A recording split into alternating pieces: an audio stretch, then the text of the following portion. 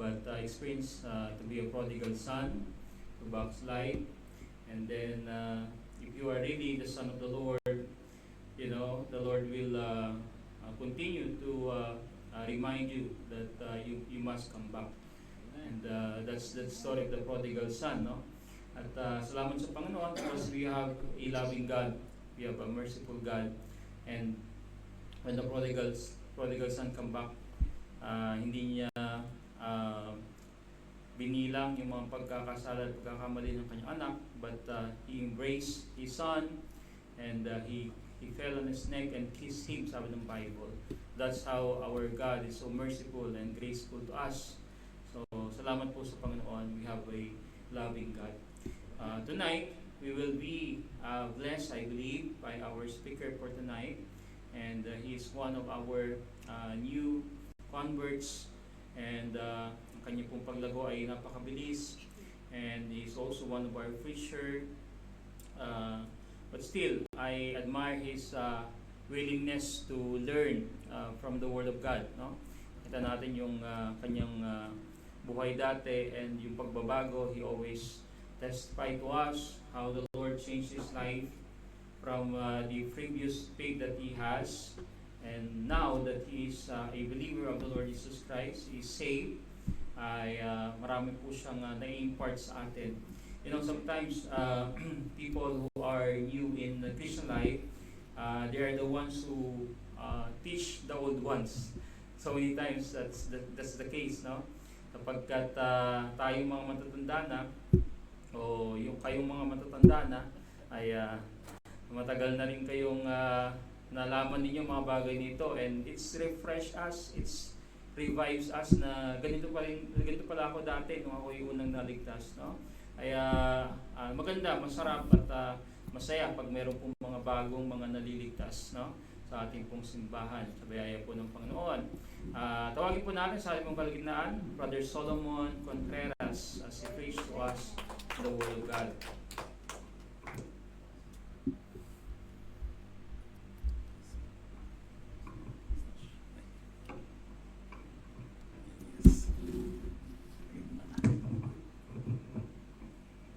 Magandang po sa inyong lahat. Purihin ang Panginoon at muli po tayo binigyan ng pagkakataon para tumayo dito sa inyong harapan at thank you, Pastor.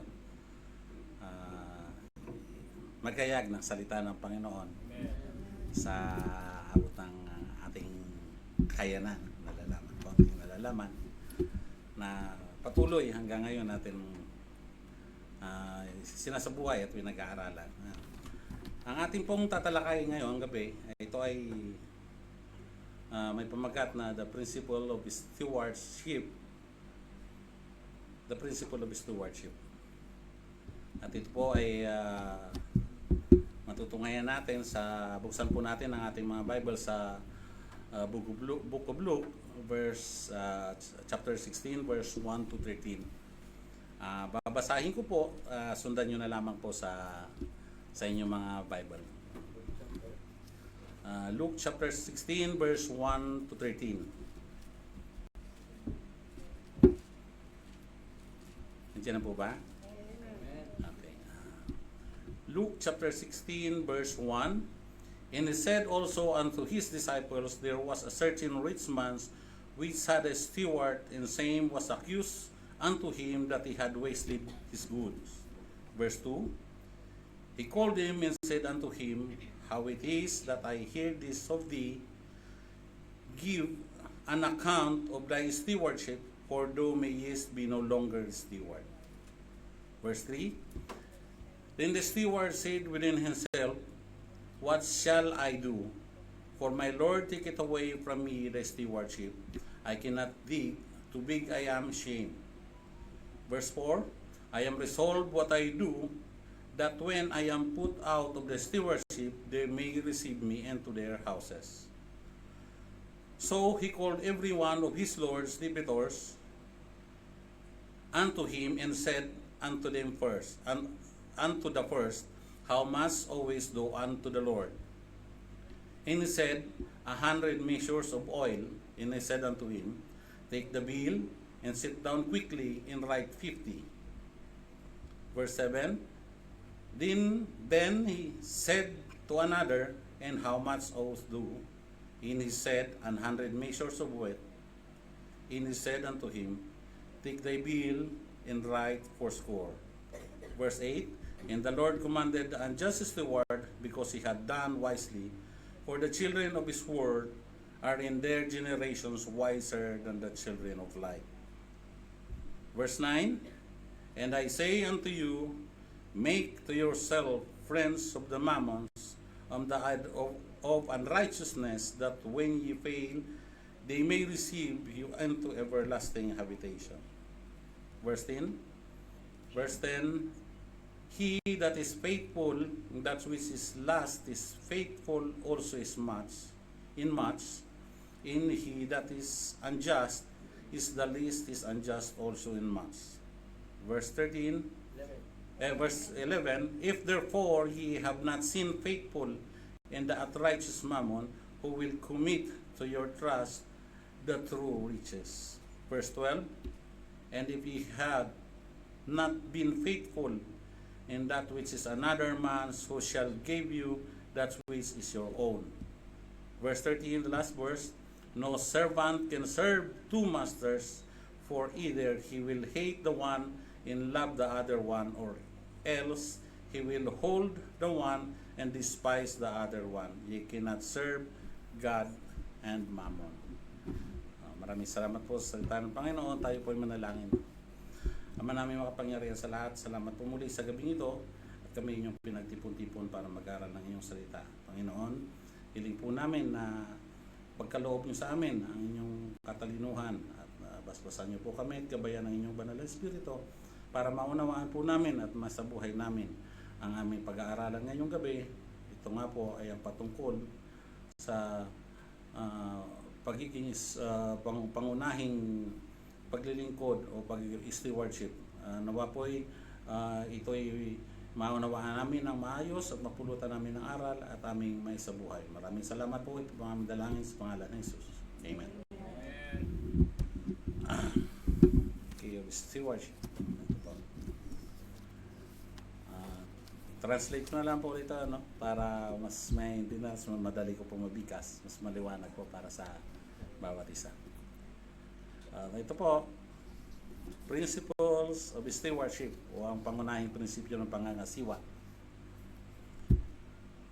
Hingit po ito po ay hindi naman na bago sa atin at sa kaalaman natin bilang mga Kristiyano na lahat tayo po ay katiwala lamang ng Panginoon. Ay wala tayong pag-aari sa mundong ito nung tayo ay mapunta.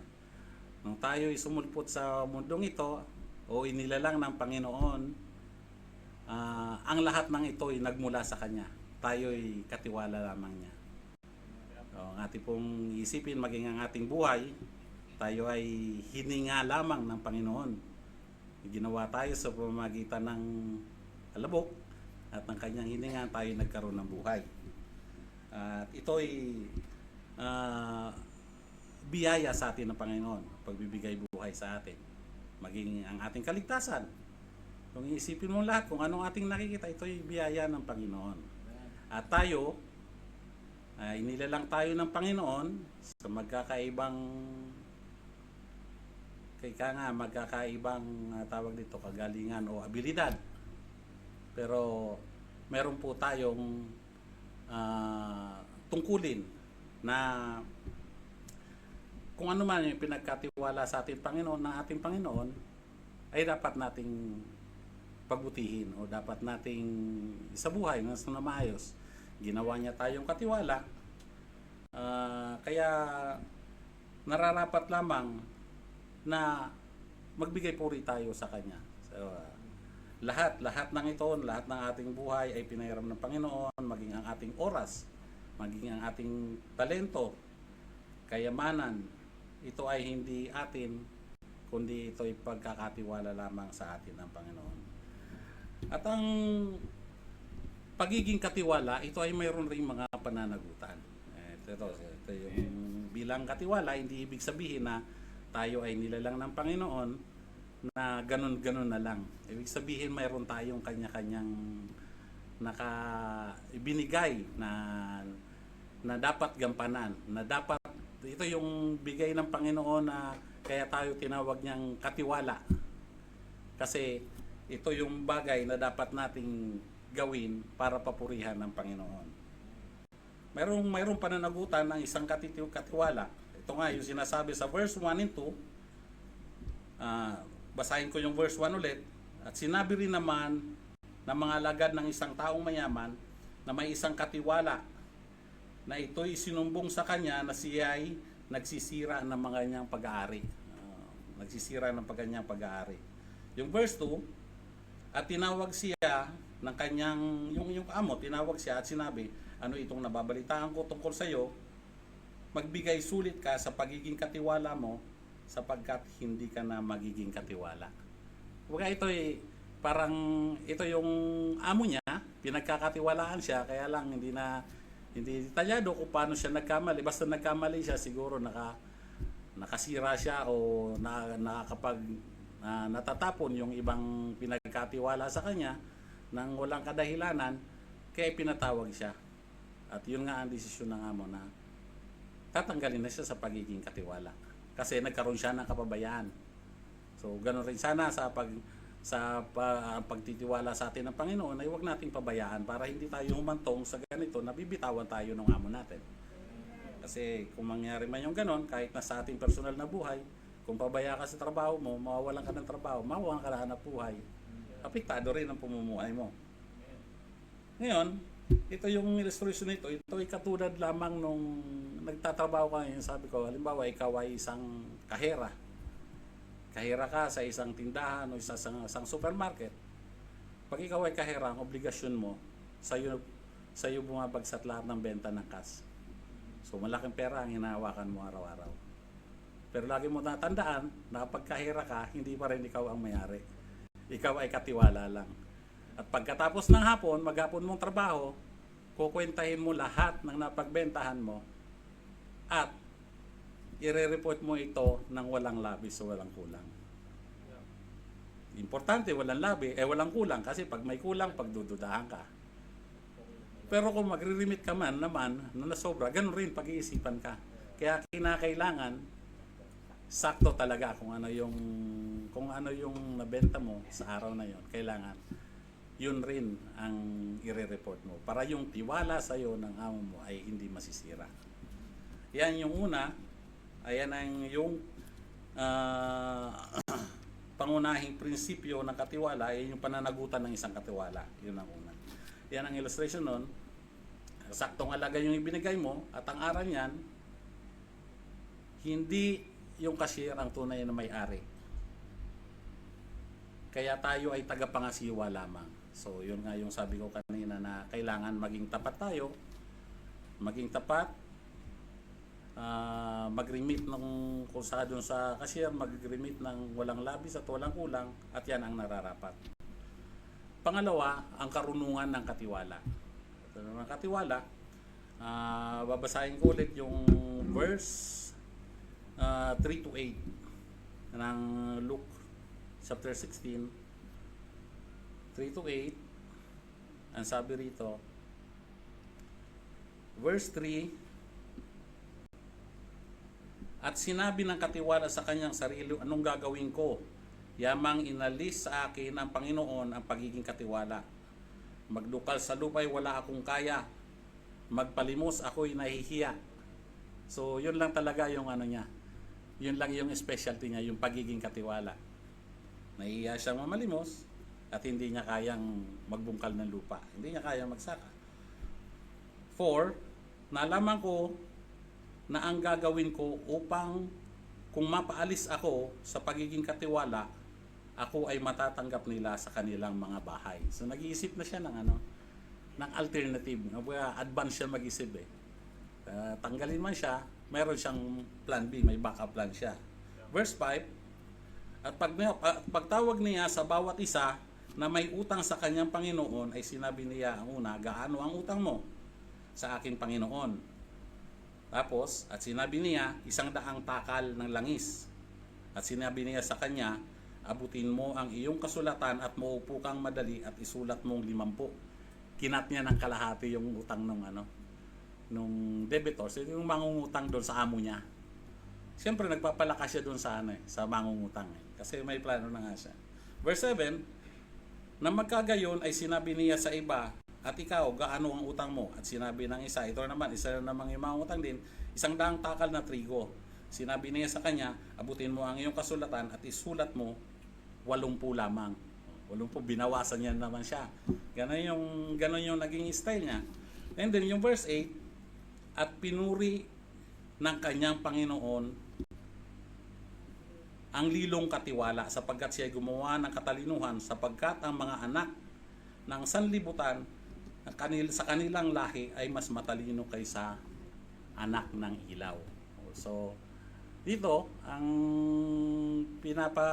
pinapatuntunan itong talatang ito, hindi pinuri yung hindi naman pinuri actually yung ginawang katarantaduhan ng empleyado. Hindi siya pinuri. Hindi siya, kaya lang, yung bang advance niya na pag-iisip niya, na siyempre, pag tinanggal siya doon, hindi naman siya marunong magsaka. Nahihiya siyang mamalimos.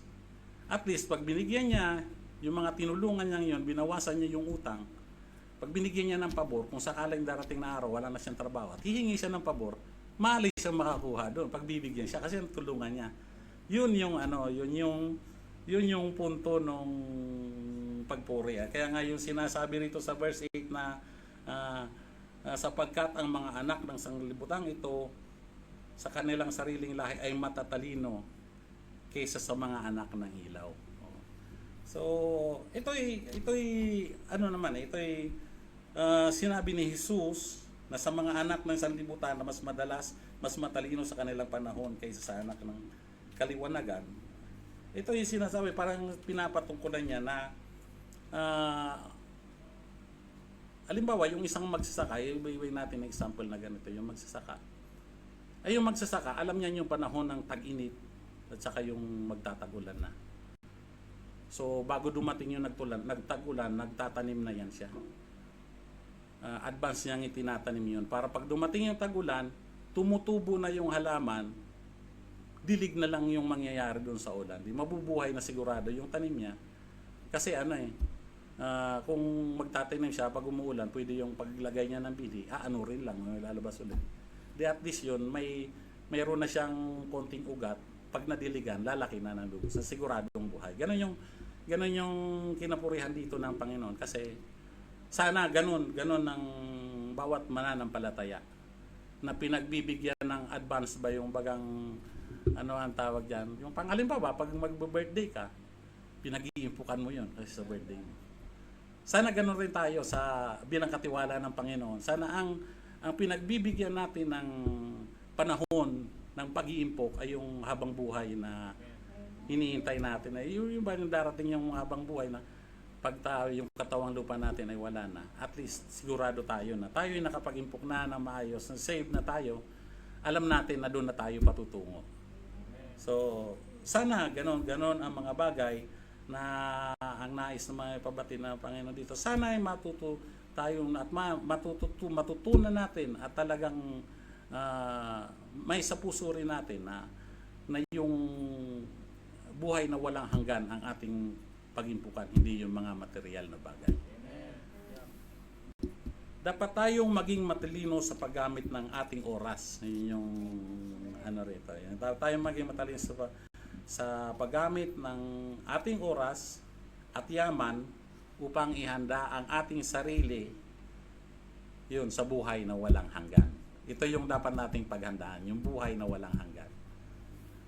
Pangatlo, ito naman sa verse 9 and 12 ay patungkol naman ito dun sa prinsipyo ng katapatan. Kasi once na pinagkatiwalaan ka, dapat talaga nakaakibat nun yung katapatan.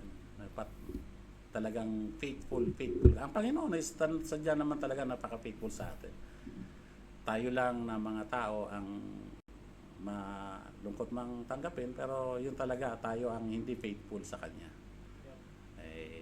Kahit naman sino, kahit ako, rin ako dyan guilty rin ako dyan eh. Kaya lang, ewan ko talagang sadyang ganito ang buhay siguro ng tao. Sadyang kahit gaano man natin kagustuhan, nasundin ng ng Panginoon, hindi maiwasan talaga na may mga Isipin mo na lang ako, ilang Friday na ako, kasi Friday attende ako mostly. Ilang Friday na akong sabi ko, gagawin ko na yung trabaho ko. Ginawa ko naman talaga. Siguro 3 Friday na ginawa ko. Pagdating doon, at sabi ko, retouch na lang pagdating. Pagdating ko ron, may mga bago na namang, may mga bago na namang gagawin. Kaya hindi ako nakakapag-attend. Kaya ilang beses na rin ako nagsabi nga, Pastor, hindi ako handa. Brother, hindi ako handa. Wala tayong magagawa, tawag na trabaho yun. Pero kahapon, anong last Friday, nagtaka ako kasi, hindi pa ako pumapasok. Sabi ko, at Thursday pa lang, alam ko na 4 na yung gagawin ko. Ginawa ko yung isa, sabi ko, bahala na ako kasi hindi naman ako nakapag-ano na church ng Friday. Bahala na. Pagdating ko ron, ni-retouch ko lang yung 3. Tapos biglang nag-cancel yung 2. Okay, nagkaroon ako ng pagkakataon. Kaya sa isip ko talagang ganito, hindi mo talaga masabi. Panginoon na nakakaalam kung ano yung at paano ang dapat na mangyari. So, ang pangatlo, ang prinsipyo nga ng katapatan. Sa verse 9 to 12. Sabi sa verse 9, at sinabi ko sa inyo, makipagkaibigan kayo sa pamamagitan ng kayamanan ng kasamaan upang tama ba? Upang Yes. Sa pamamagitan ng kayamanan ng kasamaan upang kayo'y magkulang sa kaniyang tatanggapin kayo'y sa mga walang hanggang tabernakulo. Verse 10, at mapagtapat sa kaunti ay mapagtapat din naman sa marami. At ang di matuwid sa kakaunti ay di rin naman sa marami.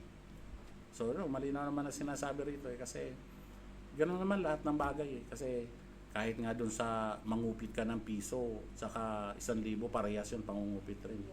Ganoon rin dito.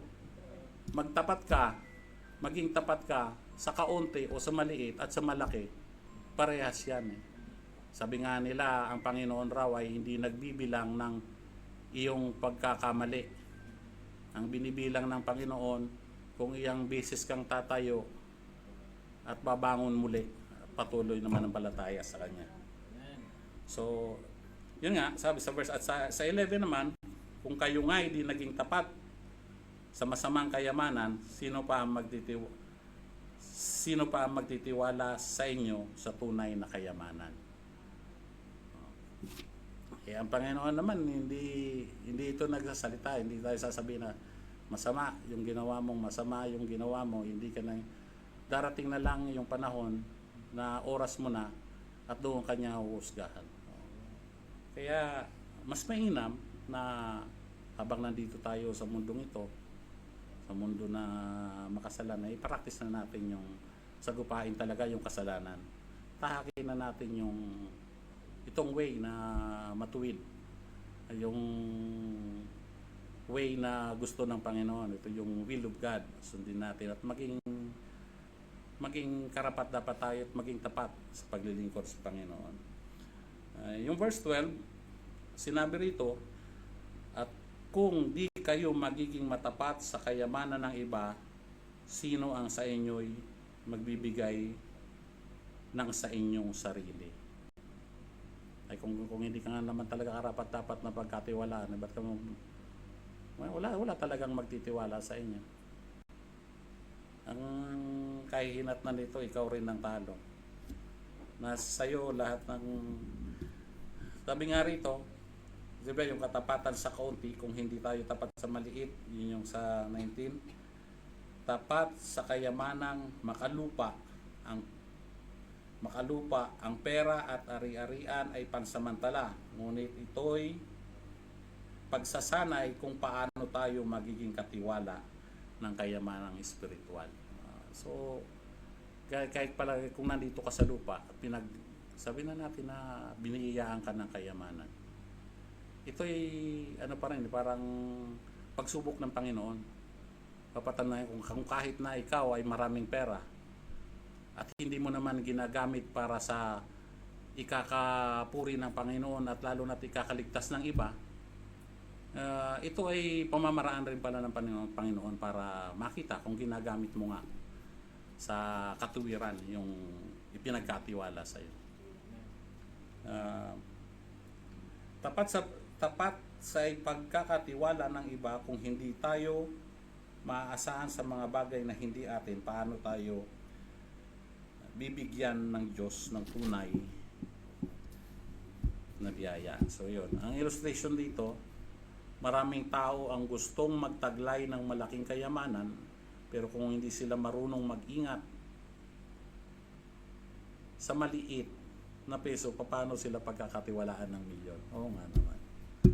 Siyempre, lahat ng bagay nag-uumpisa sa maliit. Bago magtiwala sa iyo ang isang tao, umpisan ka muna sa pagsubok, bibigyan ka ng paunti-unti, kahit sa kahit sa anong klaseng, kahit sa trabaho, ganoon rin. Sa una, oobserbahan ka, bago ka bibigyan talaga nung naalam nila na kapasidad mo, magdadaan ka muna sa mga bagay-bagay. At ang aral dito, ang tunay na katiwala ay nasusubok hindi sa laki ng kanyang hawak, kundi sa kanyang katapatan sa maliit. So, yun pa rin, katapatan pa rin ang pinaka pangunahing kailangan para sa isang maayos at maging sa paglilingkod. Katapatan pa rin ang kailangan, maging sanap buhay man. Pang-apat, ito yung paglilingkod sa isang Panginoon. Ito sa last verse 13, sabi rito, no servant, walang aliping makapaglilingkod sa dalawang Panginoon, sapagkat kapuputan niya ang isa at iibigin ang ikalawa, o di kaya ay magtatapat sa isa at pawawalang halaga ang ikalawa. Para ito na yung kabuuran lahat nitong tinalakay natin ngayon. Sabi nga, ang pera ay mabuting alipin, ngunit masamang Panginoon. Ang puso ng katiwala ay hindi nakatali sa kayamanan, kundi sa Diyos. Ang ating pamamalagi ay magpapakita kung sino talaga ang ating pinaglilingkuran, ang Diyos ba o yung pera. Sabi nga, para ka raw nakasakay sa dalawang bangka na magkahiwalay yung direksyon. Siyempre, isa yung ilog. Nandun yung dalawang bangka. Hindi ka pwedeng manatili dun sa dalawang bangka. Pipili ka lang talaga ng isang sasakyan mo. Ngayon, halimbawa na lang, yung sasakyan mong yun, may nakaratula. Yung isa, puntang langit, o isa, puntang impyerno. O ikaw, kung matalino ka, saan ka sasakay? Manatili ka na lang doon sa isang bangka na siguradong safe ka. Hindi mo mapipilit, hindi makukuha ang lahat ng sabay. Ang pinaka-importante at ang pinakamahalaga, parati dapat ay nasa panig ka ng Panginoon. Yun ang una palagi sa buhay mo. Ang tunay na katiwala ay inuuna ang Diyos higit sa lahat. Kaya ang conclusion dito, mga kapatid, ang pangunahing prinsipyo ng pangangasiwa mula sa Lucas 16:1-13 ay malinaw. Ang lahat ng mayroon tayo ay pinagkatiwala lamang sa atin ng Panginoong Diyos. Dapat tayong maging matapat sa maliit man o malaki. Dapat tayong maging marunong sa pamamagitan ng ating panahon at kayamanan para sa kaharian ng Diyos. At higit sa lahat, hindi natin mapaglilingkuran ang Diyos at ang pera. Kailangan nating pumili. Okay, para na rin yung nakasakay ka nga kanina sa bangka. Ano bang pipiliin mo? Panginoong Jesucristo na alam mong safe ka, o doon ka sa bangka na alam mong mapapahama ka. Kaya doon tayo parati. Kaya bilang pangbukas na hapon, mga kapatid, sa gabing ito, maging tapat, nakatiwala sa lahat ng aspeto ng buhay, paglingkuran natin ang Diyos ng buo at gamitin ang ating oras, talento, kayamanan kung mayroon man para sa kanyang kaluwalhatian at sa ikaliligtas ng iba. So, yun lamang po. May meron kayo na pulot na aral. Maraming salamat at purihin ng Panginoon sa kanyang salita. Amen. Salamat, Brother Solomon. Kayo po ba pinagpala ng Panginoon? Napaganda po ng ano. Actually, ito pong parable na ito po ay mahirap na parabola, no? Ipaliwanag, and I'm amazed of the explanation of Brother Solomon kapagkat nakuha niya yung pinaka-thought nung parable kasi yung verse 8 po ang pinaka ano dito, no? Dagdagan ko lang, napakaganda nung paliwanag niya. Dalawa po yung ano dito, yung ibig sabihin ng Panginoon gustong iparating sa atin. Merong tatawag na temporal things and eternal things. Yung wise servant na tatawag po dito ay o yung steward, yung sabi ng story is meron siyang amo at dahil hindi siya naging mabuting katiwala, siya ay papaalisin na, i-terminate siya sa kanyang trabaho. So, ang ginawa niya, kinasundo niya yung mga may utang sa kanyang amo at binawasan niya yung mga utang, no, para maging malakas siya doon. Ngayon, ang patungkol po dito yung unbeliever, no, yun po yung makita natin dito, ginagawang halimbawa ng Panginoon na mas matalino pa yung mga unbeliever sapagkat meron silang plan B, advance sila mag-isip, no? Sabi niya, dapat ganun din tayo bilang isang Kristiyano na isipin natin na hindi tayo eternal and we are not permanent in this world. No? Isipin natin na yung mga bagay na nandito tayo katulad ng ating amo, which is merong yan nga yung trabaho natin. Yes, kailangan natin yan, pero meron sabi dito yung true riches in verse 11. Sabi niya, if therefore you have not been faithful in unrighteous mammon, which is yung pera, who will commit to your trust the true riches? Ibig sabihin dito, yung mga bagay, kung hindi tayo naging tapat, no, doon sa mga bagay na meron tayo na temporal, paano pa tayo pagkakatiwala ng Panginoon doon sa mga eternal things, which is more important and mas malaki na riches. So, meron pong dalawang ano lang dito, yung physical and heaven. Yung physical is temporal, which is yan yung katulad natin, yung steward, yung amo niya, and yung kanyang susunod na amo, yan talaga yung eternal, which is kung saan talaga siya mananatili. Kaya po, ang sabi niya sa pinakadulo, no servant can serve two masters sapagkat hindi natin maaring pagsilbihan, no, yung pera na andito sa mundong ito, no, but rather ay pagsilbihan natin dapat ang Panginoon. Put God first in everything. It's not bad na magkaroon tayo ng trabaho, ng mga riches dito, pero ang tanong, ito bang mga bagay na ito ay ginagamit natin for the furtherance of the greater cause, which is eternal life. Maraming mga tao na maliligtas, maraming tao na makilala sa Panginoon. Yung pagsuporta natin sa mission, no, ay ito'y mayroong greater cost, no? Pero nagbibigay tayo ng ating support sa kanila sapagkat sila ay ginagamit ng Panginoon para maraming pang ma-reach na kaluluwa. So, saan ka mag-i-invest? Okay? Mag-invest ka dito sa mundong ito or mag-invest ka sa eternal things? Yun po ang punot dulo ng story po na ito. I hope and pray na meron tayong natutunan ngayon pong gabi. At tayo po ito may lahat, tayo po ay manalangin sa Panginoon. At ating pong namnamin ang ating pong napag-aralan ngayon pong gabi. Are you investing your money, which is yung physical money, sa mga bagay po na makamundo, or you will invest it to the eternal things which is in the Lord? Tayo po ay manalangin sa Diyos. Heavenly Father, we're thankful, Lord, for the wisdom that you have given, Lord, to Father Solomon, and even, Lord, for this wonderful parable, Lord. Nakita po namin ang kahalagaan, Panginoon, for the temporal things, kung saan ay maaari pong ito ay maging daan upang marami pong ma-reach out ng mga kaluluwa, Panginoon. At the same time, Panginoon, ay dapat po aming ilagay ang aming isipan for the eternal things.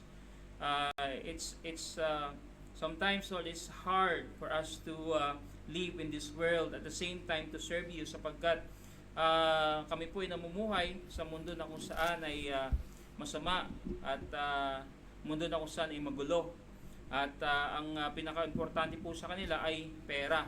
Ngunit sabi nyo nga po sa Biblia, Panginoon, ay hindi po namin kinakailangan o dapat maglingkod sa mamon o sa pera, Panginoon, kundi kayo po maglingkod po sa inyo. At ang pera ay hindi po pinaglilingkuran.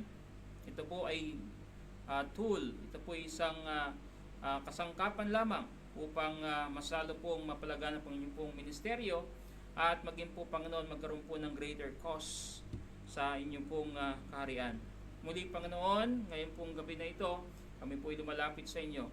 Habang ang music ay tumutunog, kung ikaw ay pinagpala ng Panginoon, pwede ka bang lumapit sa harapan at ikaw ay manalangin sa Diyos upang ikaw ay maging mabuting katiwala ng Diyos, at ipangako natin sa Panginoon na tayo ay uunahin natin ang gawain ng Diyos.